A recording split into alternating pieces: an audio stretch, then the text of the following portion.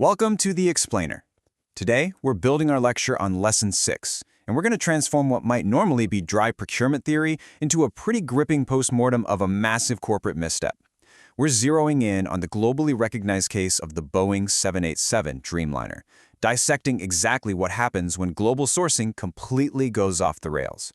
Right out of the gate, we have to look at this number, 65%. To build the 787, Boeing attempted an absolutely unprecedented 65% outsourcing of the aircraft's entire design and production. To put that into perspective for a second, their main rival at the time, Airbus, was hovering right around 52%. So this wasn't just some slight shift in manufacturing strategy for Boeing. No, this was a massive leap into the unknown, and it set the stage for an incredible amount of risk that they simply were not prepared to manage. Okay, so here's our flight plan for today. We'll start with sourcing the 787 Dream, move into theory meets reality, explore the cost of disconnection, check out negotiation and supplier relationships, see the steps taken for saving the 787 Dreamliner, and finish up with lessons in global procurement. Let's dive in. Section 1. Sourcing the 787 Dream. Now, the ambition behind the Dreamliner was literally revolutionary. Boeing wasn't just trying to build another standard commercial plane here. They were pushing some major technological boundaries. We were talking about the pioneering use of lightweight carbon composites, cutting-edge lithium-ion batteries, and completely new electrical and power distribution systems. To actually achieve these really ambitious goals, and just to handle the sheer physical scale of the aircraft, Boeing decided to outsource massive, critical sections of the plane for the very first time. They built this vast global partnership network, and to be clear, we aren't just talking about minor interior parts like seat cushions or tray tables. We're talking about the core architecture, the fuselage, the stabilizers. They literally handed over the design and production of these incredibly vital, highly complex components to suppliers spread all across the world. Moving right along to Section 2, Theory Meets Reality. Let's bridge this Boeing story directly into our academic theory to understand exactly what they were trying to pull off on paper. So in procurement theory, strategic sourcing is basically defined as a structured approach to procurement that optimizes supplier selection, cost, and quality while perfectly aligning with business objectives. And sure, Boeing definitely aimed to optimize their costs and improve quality by tapping into specialized global expertise. But as we're about to see, their actual execution severely misaligned with those business objectives. It effectively turned a strategic dream into a total operational nightmare. Section 3, the cost of disconnection. This is really where we start to see the structural fractures forming in the foundation of Boeing's unprecedented supply chain network. It's almost like watching a car crash in slow motion, breaking down into a four-step failure cascade. Step 1, Boeing assigns full responsibility to their top-level Tier 1 suppliers, but they do this without any planned on-site support.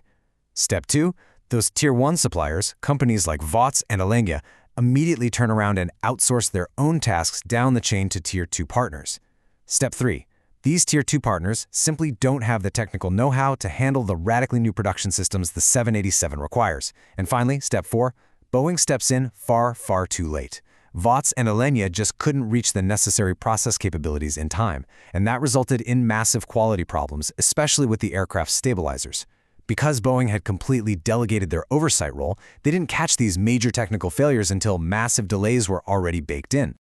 Let's look at Section 4, Negotiation and Supplier Relationships. To fully grasp why this happened, we have to pull in Topic 6's theories on negotiation to see exactly why Boeing's dynamic with its partners, and even its own workers, broke down so spectacularly.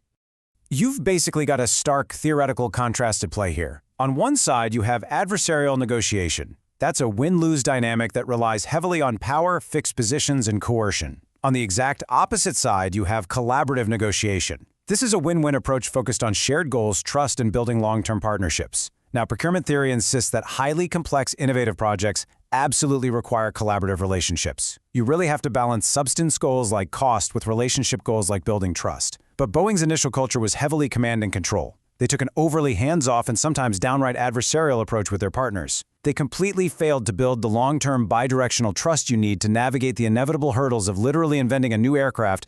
And you know, this adversarial dynamic wasn't just an issue with external suppliers. It caused absolute chaos right at home. Back in the early 2000s, Boeing executed massive layoffs. firing even highly competent engineers. This sparked a massive brain drain and created intense anxiety among the remaining workers regarding your own job security, especially with all this global outsourcing happening. The result? A crippling 58-day strike at Boeing's assembly plants. It's pretty much a textbook example of what happens when leadership fails to approach labor issues proactively and collaboratively.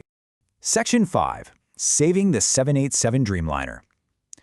So eventually, Boeing management woke up and realized their aggressive, detached approach was completely sinking the project. But actually regaining control came at an enormous price. To actually fix the massive delays and severe quality overruns, Boeing literally had to open their checkbook and buy out the operations of their failing partners. They had to bring the VOT work packages completely back in-house. And on top of that, because the Tier 1, Tier 2, and Tier 3 suppliers were absolutely drowning in technical problems they couldn't solve, Boeing was forced to deploy hundreds of its own internal engineers all over the globe to physically fix the manufacturing issues on the ground. It was an incredibly costly, time-consuming resolution to an oversight problem that, frankly, they created themselves. Which brings us to Section 6, Lessons in Global Procurement. So, what are the actionable takeaways from this massive manufacturing disaster? Here is what we've learned. First, approach labor issues proactively. If you're going to outsource, you must offer job assurances and get buy-in from your unions to prevent work stoppages. Second, maintain a healthy mix of trust and oversight. Give your suppliers the freedom to innovate, for sure, but you absolutely cannot abandon adequate oversight. Third, don't just blindly trust your Tier 1 partners to manage everything below them. You have to actively participate in screening the capabilities of the Tier 2 and Tier 3 suppliers. Fourth, conduct rigorous early testing to catch issues way before they cause cascading delays. And finally, foster close, bidirectional supplier relationships. Communication needs to flow both ways, so you can provide quick support the minute technical difficulties pop up. Ultimately, we are left with a pretty provocative dilemma. In today's hyper-connected world, where exactly is the line between strategic outsourcing and completely losing control of your own product? Boeing walked that tightrope blindfolded and nearly fell off. This whole case study perfectly proves that successful global sourcing isn't just about finding a cheaper supplier somewhere else in the world. It requires meticulous partner screening, collaborative problem-solving, and constant, vigilant evaluation. Keep that in mind the next time you look at any globally manufactured product. Thanks so much for hanging out with me on this explainer.